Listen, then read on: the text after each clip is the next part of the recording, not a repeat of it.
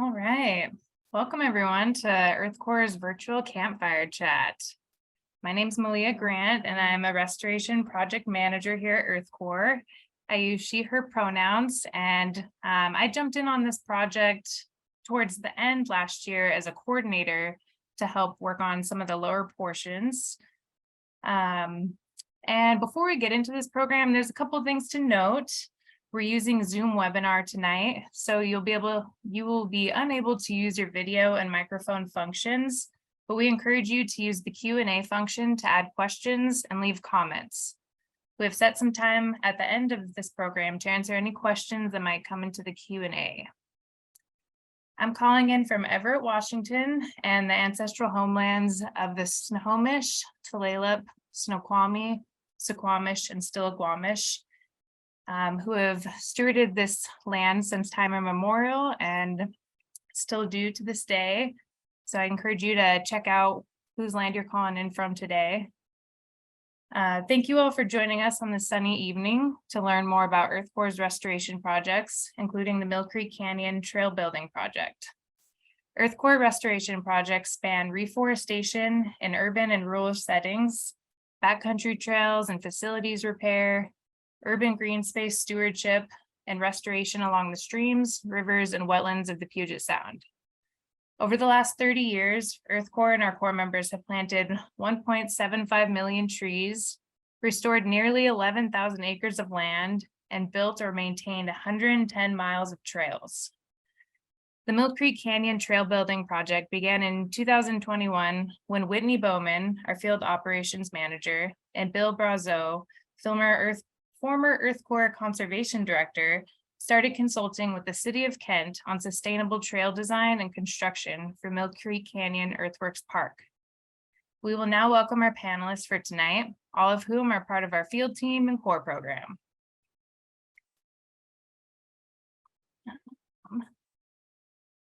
All right, so welcome everybody. We have Whitney, we have Grayson, Maya, and can you all please introduce yourselves? And we'll start with Whitney. Thanks, Malia. Hey, everybody. My name is Whitney Bowman. I'm the field operations manager here at EarthCorps, and I manage all things field operations. So I look at our day-to-day operations for our field crews. I also look ahead into our future prospects. I work with a team of project managers who help manage all 900 crew days that we have in a year. And as Malia mentioned, I've been working on this Mill Creek Canyon project for a couple of years now, partnering with our awesome partners in the City of Kent. And I'm really excited about talking about the project and where we're going with it. And I'll pass it over to Maya.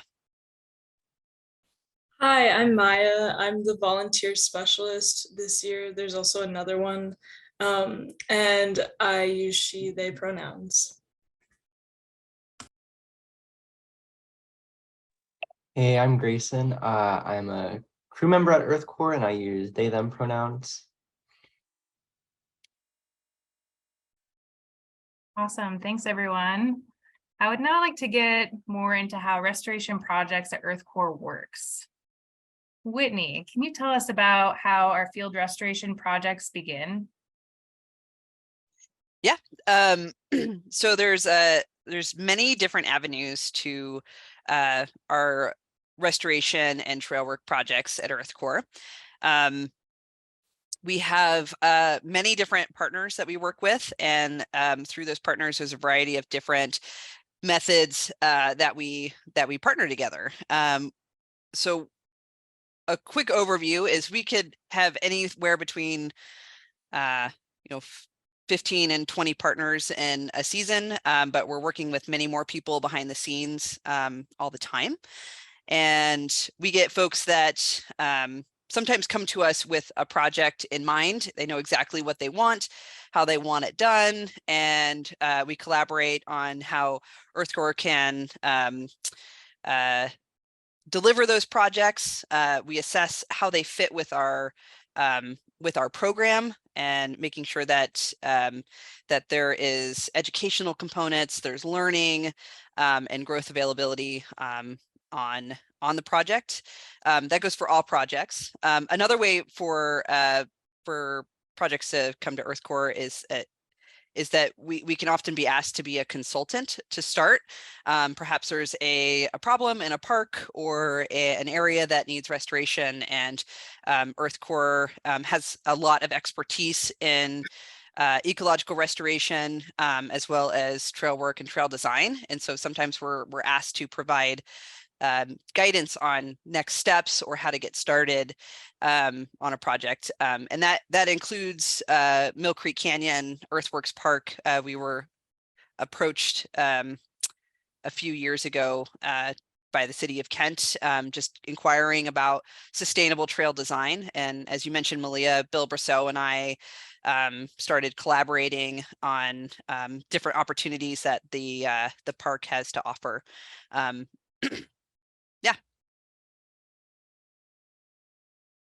Awesome. Thank you, Whitney.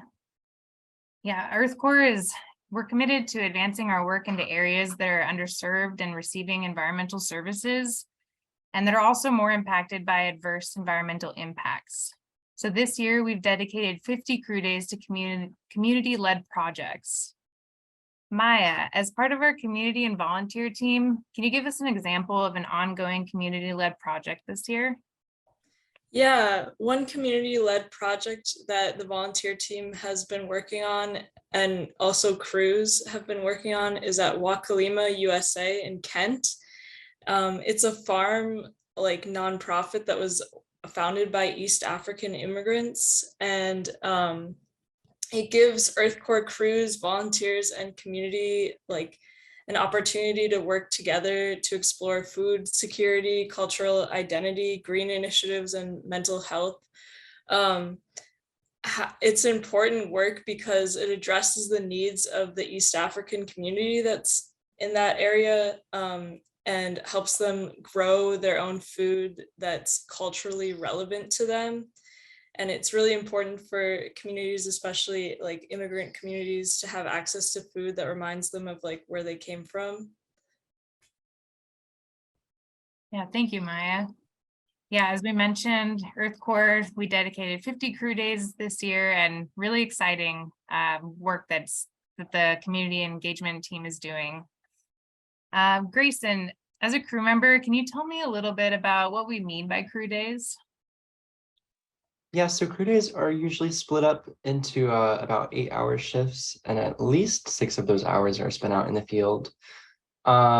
We usually work in teams of 5 to 6, and I believe there's 6 crews currently. But we'll go out into the field, and depending on what we're doing, we'll be out there for pretty much the whole day, in rain or shine. Currently my crew is in Bellevue with Kristen's crew. We have opportunity to work with other crews as well. We call it a mega crew. But we're in Bellevue applying herbicide this week. Sweet. Thank you so much for that context, Grayson. Before crews go out into the field, there's a ton of designing the project plan that goes into it to ensure that the goals of the project are met, and that the activities remain within our budget, and mostly so that crew member safety and an introduction to a variety of technical restoration skills are incorporated through hands-on learning. Whitney, can you tell us a little bit more about the planning process that goes into all the work that you've done at Mill Creek Canyon? Yeah, so I think you hit the nail on the head. There's a lot of pre-planning that goes into any projects. Often, after we're approached for a project and, it aligns with EarthCorps' mission, vision, and values, and our partners and EarthCorps decide to move forward, we will start a scoping process. And as a lot of back and forth between the agency partners and our project managers who could, as we said before, could also be consulting on the project. There are many different site visits that take place so that we can have an understanding. If we're not familiar with the space, we'll take extra time to walk the space, ask as many questions to get to know the history of the space, to understand who are the community members that are using that space, and how that's, those viewpoints are taken into consideration in the project planning process.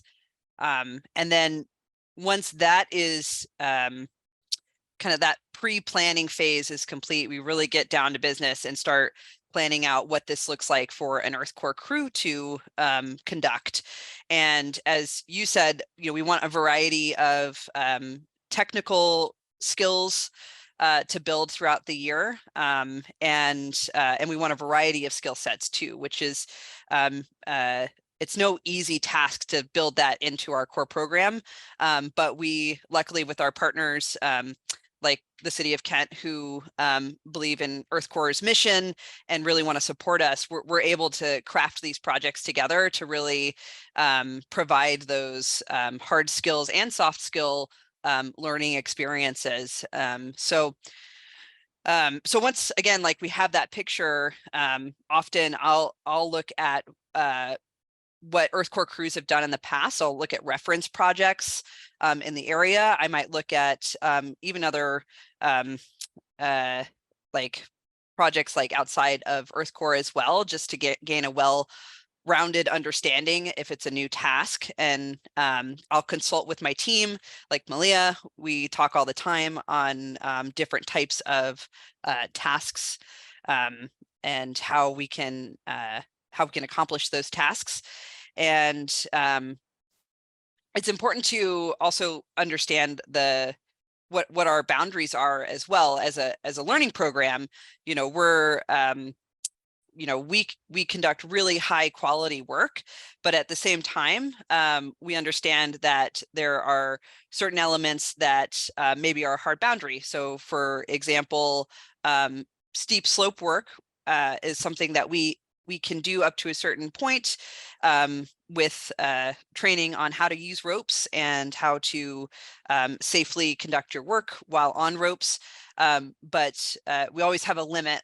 Like I always say, we don't want to dangle anybody and be completely repelling at the same time. So it's important to understand what those boundaries and those limitations are, and work with our project partners on how to accomplish those tasks within the project as well. Using a variety of best management practices. We also like to get creative with those best management practices too. We often look into the surrounding restoration community for support, which the Pacific Northwest has a really strong restoration community that shares ideas, experiments with new types of best management practices. And that could be for maybe a new weed species or maybe a new control method. It's also a great community to grow and learn together and change how maybe traditional restoration is applied. And again, the Mill Creek Canyon project has been a real stellar project to flex all of these skills. And so once we've gone through that project planning phase, it's time to start thinking about how does this work actually get conducted on the ground. And so we're thinking about safety procedures, understanding how long a certain task is going to take. How do we layer that process? How do we make it a meaningful project for our core members, and then get started on executing the project. And that execution phase or that implementation phase is probably like the most exciting time, because you're starting to prep for your materials. You might get to use new tools. Like Mill Creek Canyon project has introduced me to my new favorite tool, which I'm sure I'll talk about later. And then you starting to track your budget, making sure that you're staying within the budget that is appropriate for that site, or communicating with your partners around budgetary changes. Almost all land management, including restoration and trail work projects, require adaptive management because these systems are dynamic and they change frequently. And so working with our partners on how to stay up to date, and it takes a lot of communication in all directions to have a successful project. Thank you for that, Whitney. Yeah, that was my thought exactly. Like hearing you talk about this, it just takes so much collaboration and communication to really implement these projects from start to finish, and definitely takes a whole team. So really awesome work. And also reminding me that, you know, a lot of our projects are far enough away from Seattle that we do a lot of camping trips as well. So folks will be camping closer to where they worked for the week. And this year, our restoration projects have taken us to more Washington counties, or they will take us to more Washington counties than before. So we've spanned all the way down to Washougal, all the way out to Colville. And we have about 60 camping trips, ranging from, you know, 3-night camping trips up to a spike of 9 nights. So a really big variety there. So I'm wondering, Grayson, how are crews prepped differently for a project requiring camping? Yeah, I feel like there's a lot more like planning that has to go into it. It's not like you just like show up at the office and you just like head out to your site for the day. There's a lot more that has to be done. Like we have to pack our entire truck full of like food, camping supplies, like tools that we need for the week, cooking materials, sometimes like a wash bucket so we can wash our clothes. But it's like, I mean, we have to pack everything.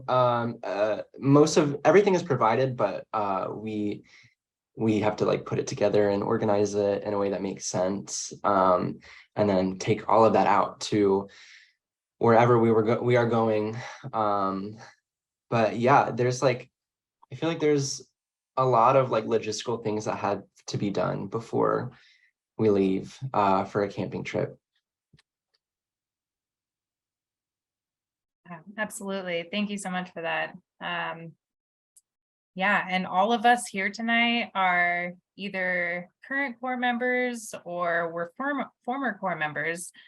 And nearly half of EarthCorps staff started at EarthCorps as a Corps member.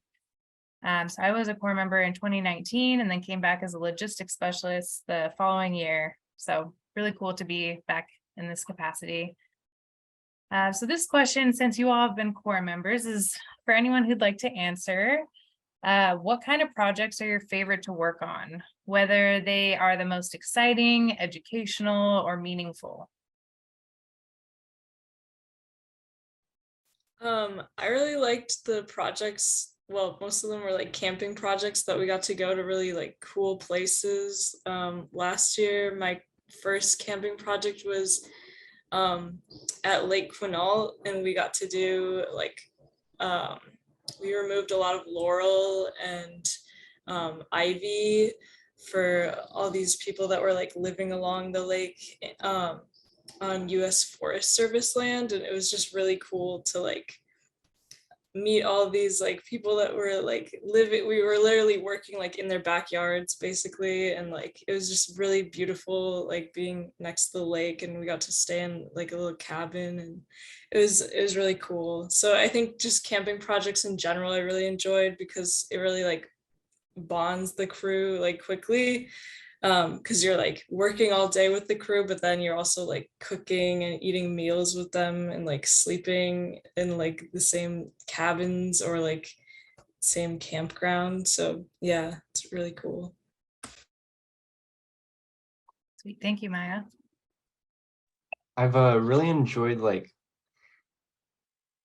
every once in a while we get like a very unique project. I remember last summer we had a day of working with UW on the floating wetlands project. And so we got to like, I think they were moving them to like a temporary location that day. So we had to literally like swim out. These wetlands are like floating on the water, and we had to like swim out and like grab them and like haul them out, and then move them to like a drainage pond over in Discovery Park, where they lived for a couple weeks, I think. But it was super fun, and it was like super educational, and just such a unique and like fun project. Like I feel like I've never done anything like that before, but it was so cool. Yeah, I think when I was a Corps member / crew leader, which is a while ago now, but the projects that like I really enjoyed were the ones that were also challenging, that like challenged both physically and mentally as well, like had a lot of planning or pre-thinking around how is this project going to be sequenced. And some of the projects that I really enjoyed as a crew leader were also ones that I had sort of minimal guidance on, which were some backcountry projects where we were kind of left to our own devices. You know, I was left a book with it was like my first time ever looking at like a Forest Service trail book, and I was left with that, and I was left with a list of tasks and flags that flagged out where each of the things needed to go or be installed, and it was up to us to look at that, work together as a team, and determine like what was going to work best for us for like the next 7 nights after our project manager had left. And I think those opportunities really provided, at least for me, provided a lot of growth, and given the space to have mistakes and to be able to fix those mistakes, or learn from them. And that's what I like also always appreciated about EarthCorps' program, is that there's like such a, like the three of us just mentioned 3 totally different projects. And so the variety of projects that we get to do is gives just like such a good, well-rounded exposure to what's out there. And which propelled me to then like totally dive into trail work for like the next years after that. So yeah. Yeah, I think I'll add in my favorites as well. Definitely one of the most challenging, but one of my favorite projects that I worked on as a crew member was out at Port Susan Bay. Kind of like surveying through really tall grass, basically trying to find a grass within a grass. So there was like the invasive plant Spartina that is really bad for salmon habitat, and it used to be like very prevalent, I think is the word I'm looking for. And now it's just down to such a small amount. So it's a good thing, but you're kind of just spending the whole day scouring around and kind of falling in the mud. But I really felt like I bonded a lot with my crew, because we were just there to help pull each other out of the mud, and it was a great time.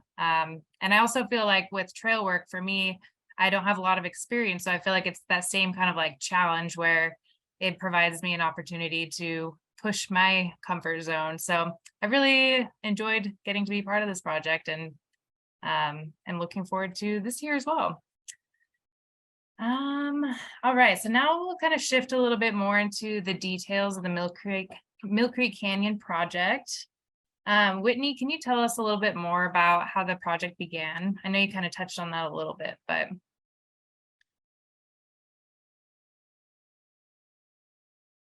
And you're muted. Thank you. Yeah, I think we'll have a quick presentation to have some visuals as well. So, so like I said, yeah, a few years ago, 2020, we were approached to provide consultation services around how to bring Mill Creek Canyon back to a usable space, because it was sort of forgotten about. and it's a really lovely place. You can, I always say this, but you can get down to sort of the middle of the canyon, which is like a really steep area.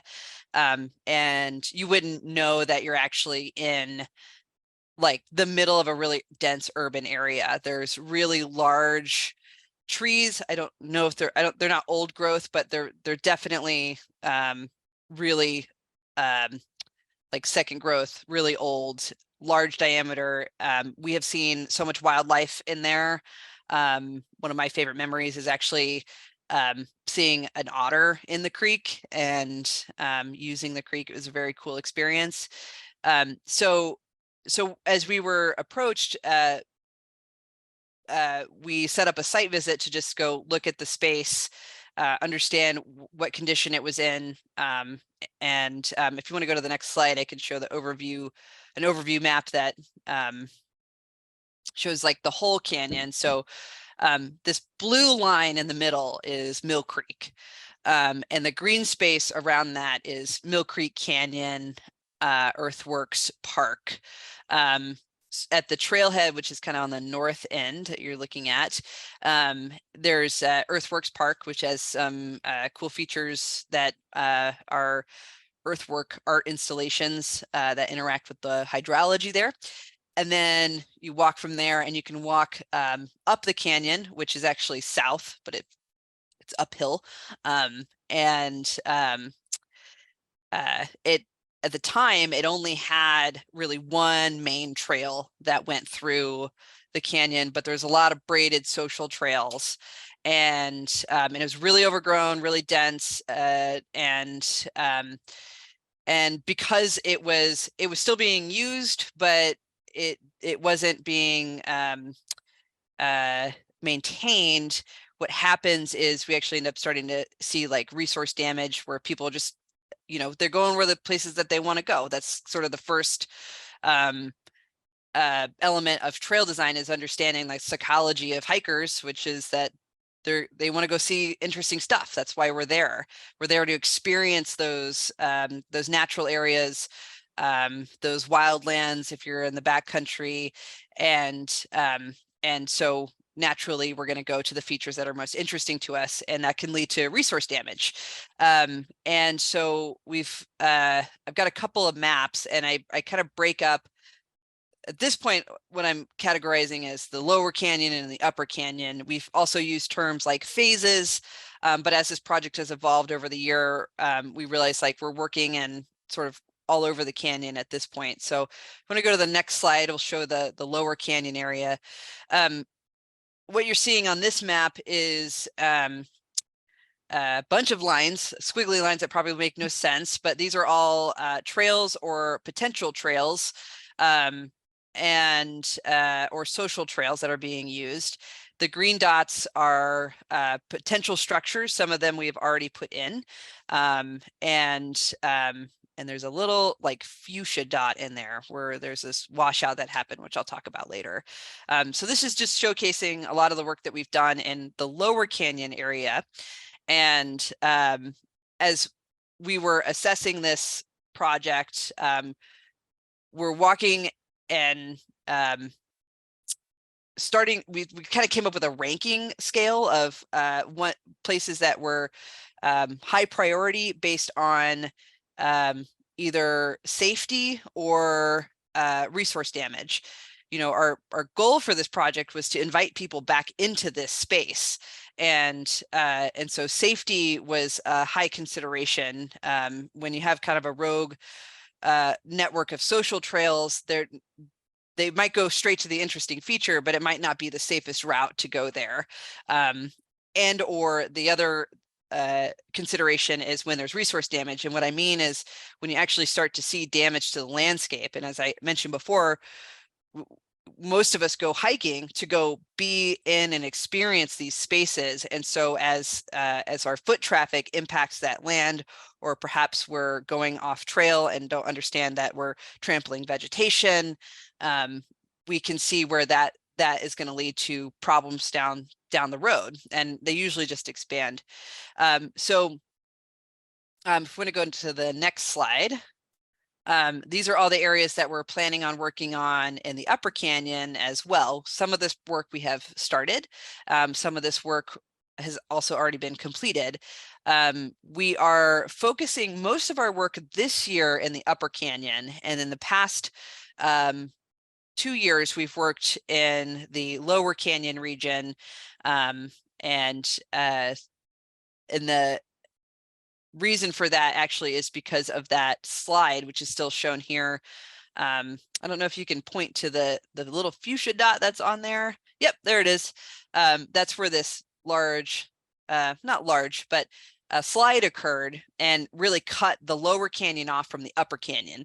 And so most of our work focused on the Lower Canyon in the last couple of years, because we had to adaptively manage and reroute, create a way for people to hike into this space and also hike out of this space. Because at the time in 2020, 2021, there's really only one main trail, and then you kind of had to roll the dice on which trail you could take to climb out of the canyon. And it might be a trail that really didn't lead anywhere. And so that's why we ended up creating actually 2 switchbacks. The first switchback is just above that fuchsia dot. That was a reroute that we installed last year to get around the washout, so that people could climb out and or loop around and finish the rest of their hike. And then there's another switchback just south of that fuchsia dot that connects up to the American Legion property. And yep, right there. Yep. And that's another sort of entry and exit point. And both of these areas are connecting. If you look at the surrounding map on the, I guess that would be the east side of the canyon, that's all residential housing, apartment complexes. There's a school over there. And so it's connecting those spaces to the canyon as well. It's creating access, which was a large problem. And that City of Kent requested specifically is, how do we create access to this space? And so that was our primary focus, is creating access, creating safe spaces, reducing resource damage. And if we go to the next slide, this was a common scene in the canyon, where it was just muddy, kind of blown out. As much as hikers like to wear nice hiking boots, we don't actually like to get them dirty, whether you think that you do or not. It's really common to just walk around a puddle or a muddy area because you don't want to get your feet wet for the rest of the day. So what happens in areas like this is it just sorts of balloons out, and you can see there's a measuring wheel in the picture on the right that has just shows like the scale of people walking around and avoiding these areas. This is a really common theme. As you got up into the Upper Canyon, the trail climbed out of wet areas, started side sloping, which is where you follow the contours of the landscape, but it was pretty unstable. So some areas were crumbling away. And again, there wasn't very much access down into the canyon. This is a riparian ecosystem. The canyon was carved because of flowing water, because of Mill Creek. So this space is doing what it naturally does, which it erodes, it slumps like we saw at the washout. It has wetlands like you can see here.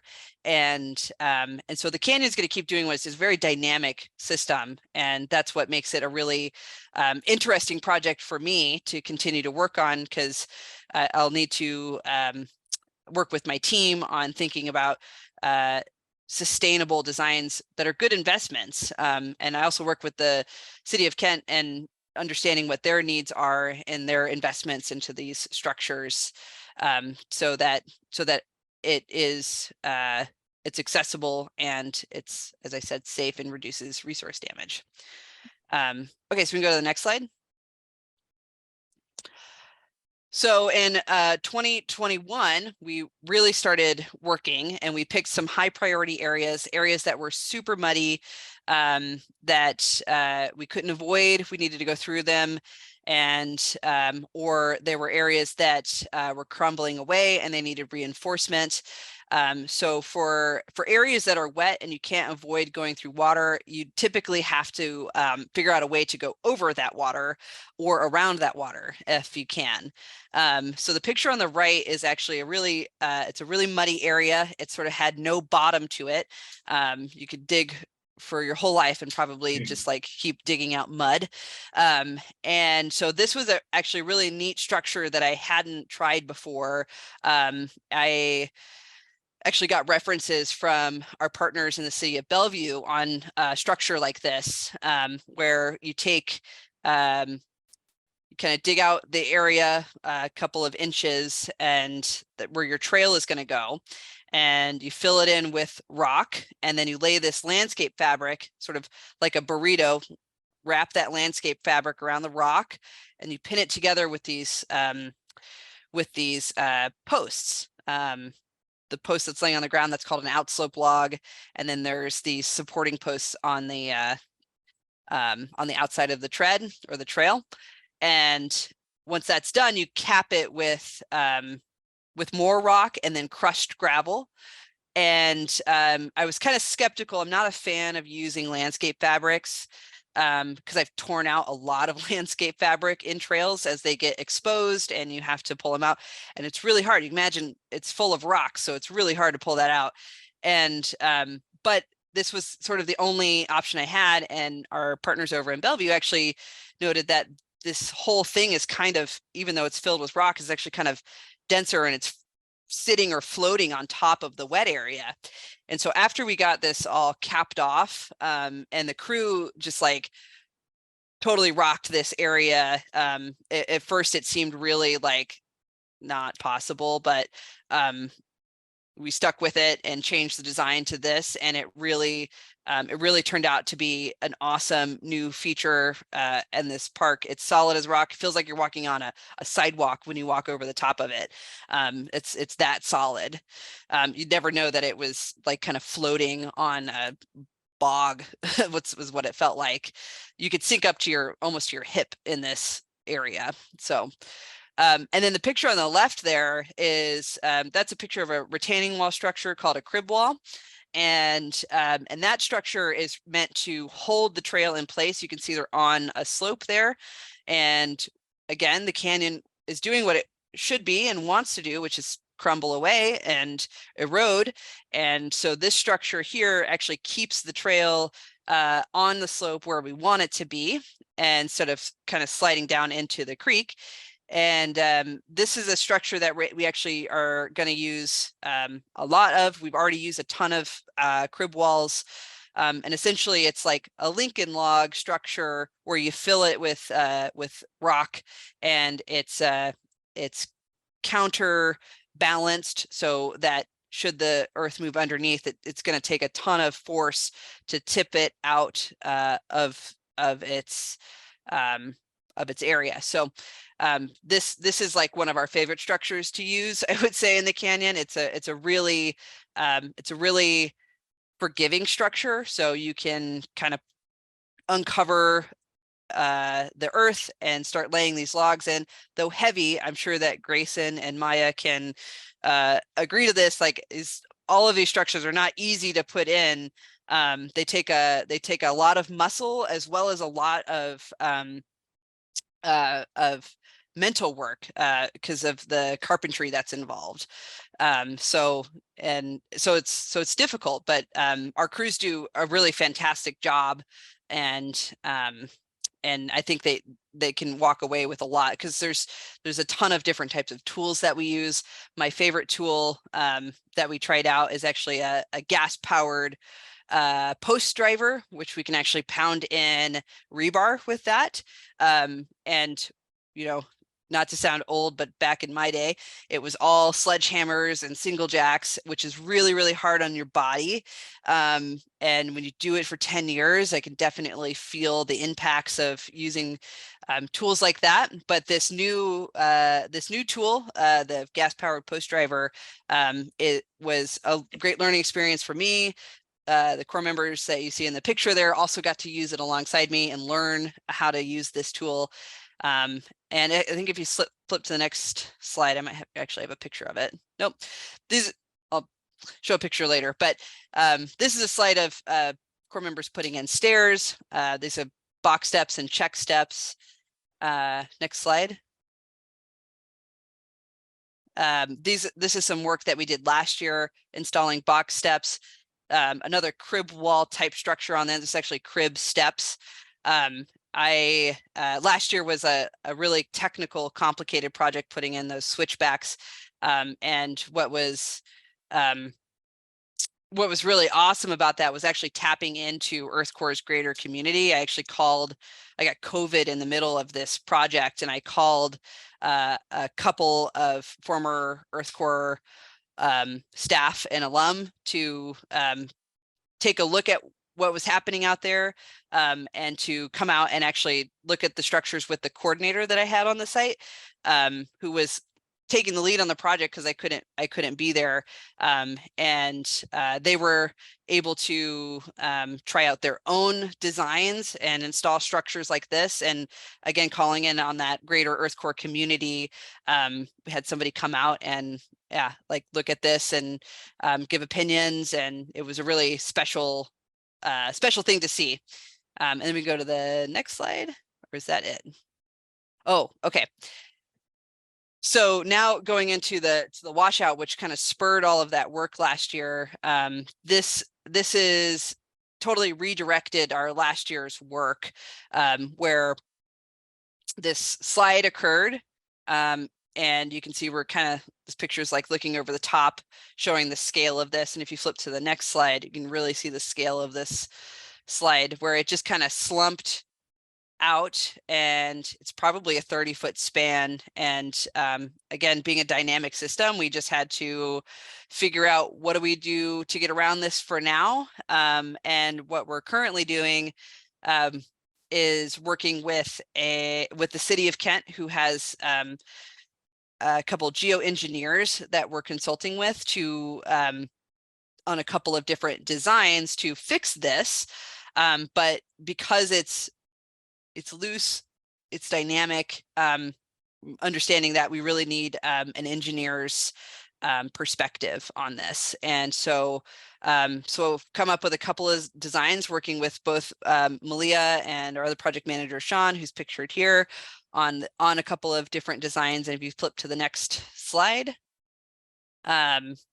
this has been a very fun process for me to learn how to create designs. For structures, I'll often draw them out or create digital sketches of the structure, but this was my first hand at sort of producing a design for an engineer to inspect, so that I can make sure that what we're doing is safe, it's going to be sustainable, and this is going to be a really neat project in the future. Probably not 2024 or 2023, but really looking at 2024 to implement this work. It could be longer, but that's my wishful thinking. This is a couple of different perspectives, and this is going to be a really interesting project to troubleshoot for our crews. I think we're going to get to use some really neat tools and technical skills. My goal is to figure out creative ways to move all this material to this site. And so that's looking at the future into 2024. But there's really there's a lot more work beyond this. This is just a kind of a random event that happened 2 years ago that we're now trying to fix. But when you zoom out to the greater canyon, our ultimate goal again is to create access to this space. And so we're looking at installing trails on the south end of the canyon, on the east side and the west side, which we actually haven't even tapped into the west side of the canyon yet. That's going to be a couple future projects for collaboration. So exciting times, exciting project. It's again, it's a really amazing space and provides a lot of opportunity for for Corps members and community members to enjoy this space. Awesome. Thank you so much for that, Whitney. Really informative and really exciting stuff that is going to be coming up here. I'm curious to hear from Maya and Grayson. How do you approach a trail building project versus another type of restoration project as a Corps member, part of a crew? Yeah, I think approaching trail work, it's a lot more like physically demanding, and like you have to make sure that you're like well rested on like your off days, and like really taking care of your body, hydrating well. Like, I mean, all work needs that, but especially trail work, and also having good communication. Like when you're carrying really heavy logs and tools, or even if you're like up the trail and like people are working down below, you have to be really careful about like communicating if you dropped something. So if we dropped like a tool or anything, we would just say rock. So just making sure communication is really clear is really important. Yeah, I feel like with trail work, something that I realized that every little thing that we have to do in trail work requires like a certain amount of thought. And there's a lot of logistics that come with that. Like something as simple as like picking up a log. Before you do it, you have to stop and think like, what is the best way that I can do this to where I'm not causing harm to my body. Communication is like a really, really big part of that. A good part of the construction was just lowering things down the slope, and it can be dangerous. So we have like certain procedures and calls that we have to do.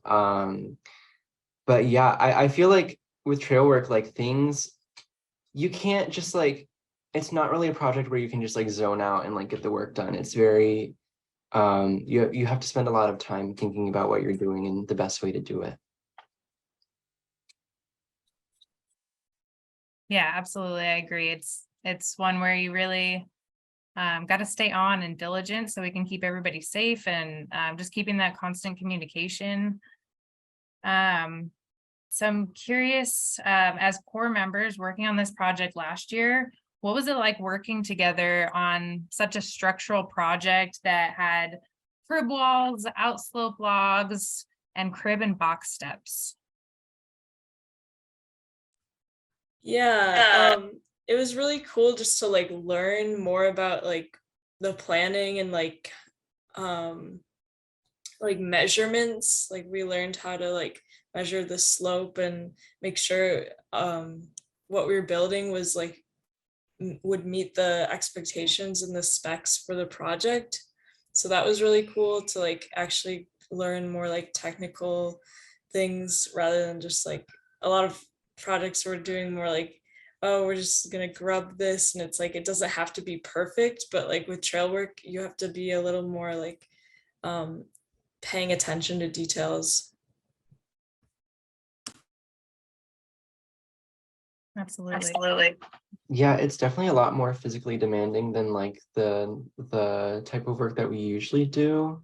And I mean, I was on for a month towards the middle and end of last summer, and it was like just very physically and like mentally tough, but I feel like I learned so much, and like I don't know, it's like I feel like I have trail eyes now. Like I feel like I've come back with so many new skills and things that I can use and see in trails that I walk now. It's really interesting.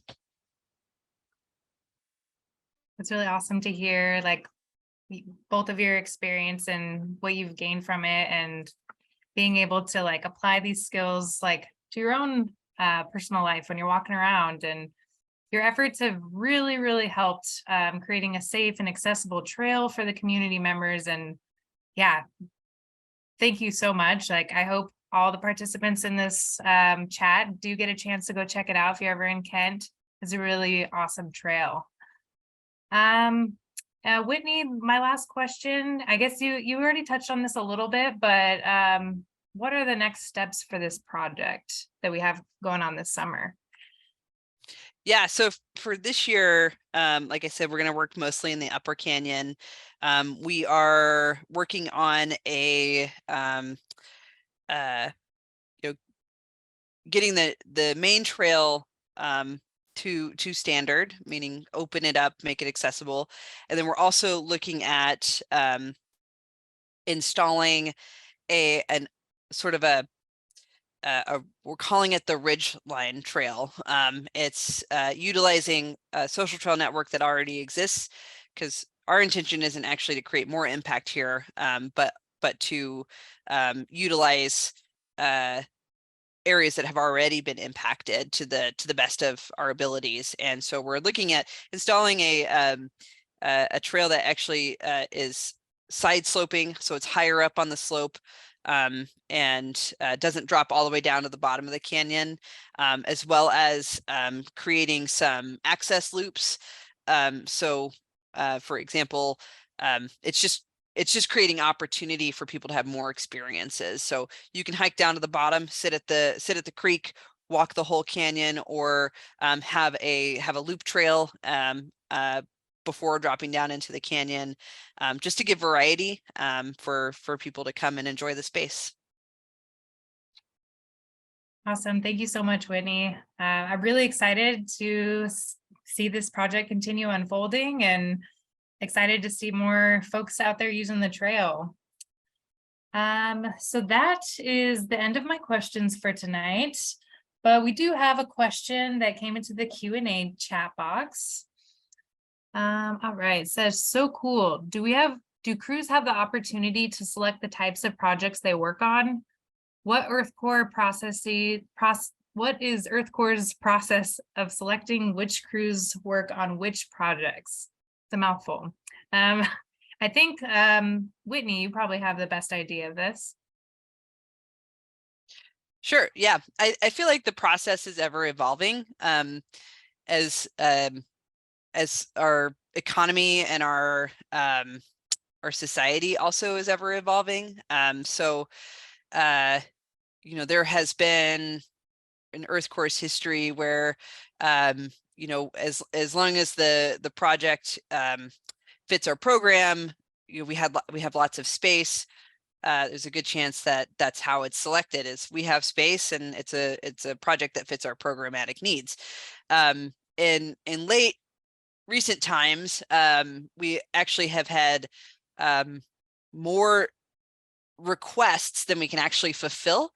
And so the selection process is hard, because most requests are really awesome and they're really good. And we want to work with everybody, but we have to be a little bit more strategic and filling our calendar.